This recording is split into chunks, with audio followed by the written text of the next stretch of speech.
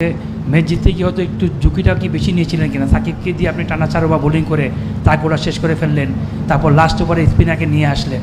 তো এটা কি মনে হচ্ছে যে একটু ঝুঁকিটা কি একটু মানে বেশি নিয়ে ফেলেছিলেন কিনা, নাকি আপনার সিদ্ধান্ত ছিল এরকম?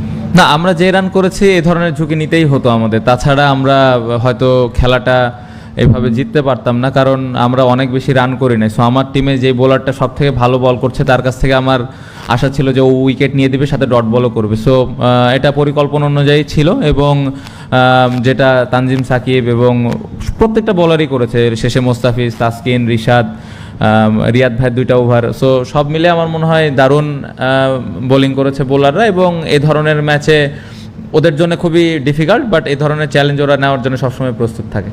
ব্যাটসম্যানদের ব্যর্থতা কতটুকু চলবে, আর বোলাররা কি প্রতিদিনই সম্ভব এরকম ভালো বোলিং করে দলকে জেতানো? সুপার হিটে যেখানে আমরা ইন্ডিয়া, অস্ট্রেলিয়া এবং আফগানিস্তানের সাথে ম্যাচ খেলবো, বড় বড় টিম।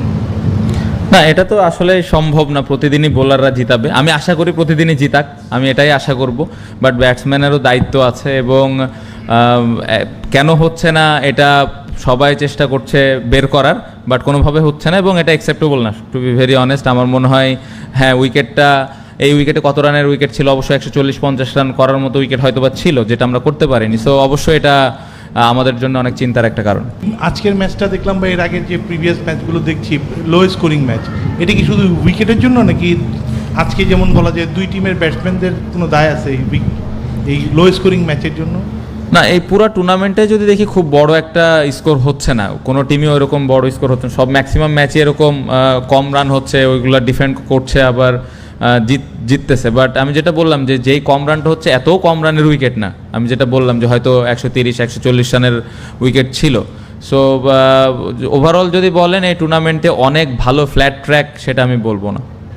সুপার এইটে উঠলেন, এই ব্যাটিংটা সুপার এইটের জন্য আসলে আপনার জন্য একটা চিন্তার কারণ, আপনার জন্য চিন্তার কারণ কিনা এই আপনাদের যে ব্যাটিংটা এখন আছে? না, অবশ্যই চিন্তার কারণ, এবং এভাবে ব্যাটিং করলে আমার মনে হয় না যে টিমের জন্য ভালো একটা দিক, কারণ স্টার্টটা খুব ইম্পর্টেন্ট। আমরা স্টার্টটাও পাচ্ছি না, শেষের ব্যাটসম্যানরাও এরকমভাবে ফিনিশ করতে পারছে না। সো অবশ্যই চিন্তার কারণ, বাট এখান থেকে আমাদেরকেই বের হয়ে আসতে হবে, এবং কিভাবে বের হইতে হবে এটা নিয়ে অনেক প্ল্যান পরিকল্পনা সবসময়ই হয়, বাট স্টিল এই মিস্টেকটা বারবারই হচ্ছে।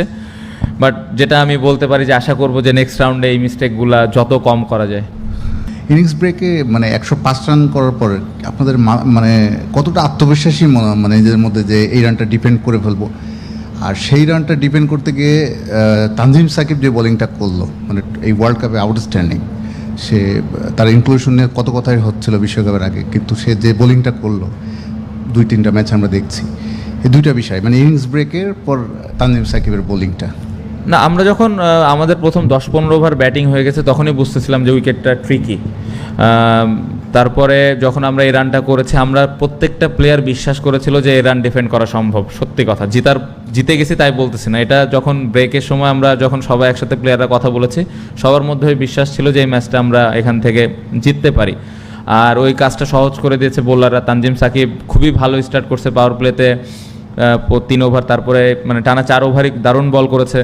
মোস্তাফিজের 19 number over, maiden wicket. So মানে পুরা বোলিং ইউনিটটা যেভাবে বোলিং করেছে খুবই দারুণ ব্যাপার, এবং আমি ক্রেডিট দিব ফিল্ডাররা যেভাবে বেশ কয়েকটা বাউন্ডারি সেভ করেছে, বিশেষ করে রিশাদ পয়েন্টে বেশ কয়েকটা ক্যাচ নিয়েছে, বেশ কয়েকটা বাউন্ডারি সেভও দিয়েছে। সো ওভারঅল আমার মনে হয় বোলিং এবং ফিল্ডিং দারুণ ছিল, এবং সবার মধ্যে বিশ্বাসটা ছিল যে আমরা জিততে পারবো। উইকেটে যখন আমরা পেস বলে ওদের যে বোলারটা 2 ওভার না 3 ওভার বল করলো, 2 ওভার মনে হয় নতুন বলে বল করলো, তখনই সিম হচ্ছিল। তো তখন জানতাম যে উইকেটে সিম হবে, আর ওদের রিস্ট স্পিনার বেশি ছিল স্বাভাবিকভাবে, 2টা রিস্ট স্পিনার, আমাদের তো ফিঙ্গার স্পিনার একটা রিস্ট স্পিনার, সাথে রিয়াদ ভাই আছে। সো আমাদের যখন আমরা প্রথম ওভার দেখেছি বাইরে থেকে, তখনই আমাদের একটা ধারণা ছিল এই উইকেটে সিম হবে। আর আমাদের যে পেস অ্যাটাক আছে, যে কোনো উইকেটে আমরা নতুন বলে কিন্তু উইকেট নিচ্ছি বেশ লাস্ট আমার মনে হয় 1-1.5 বছর ধরে, বেশিই হবে হয়তো। সো ওই বিলিফটা থেকেই আমি স্টার্ট করেছিলাম, এবং যেটা ওরা করে দেখাইছে।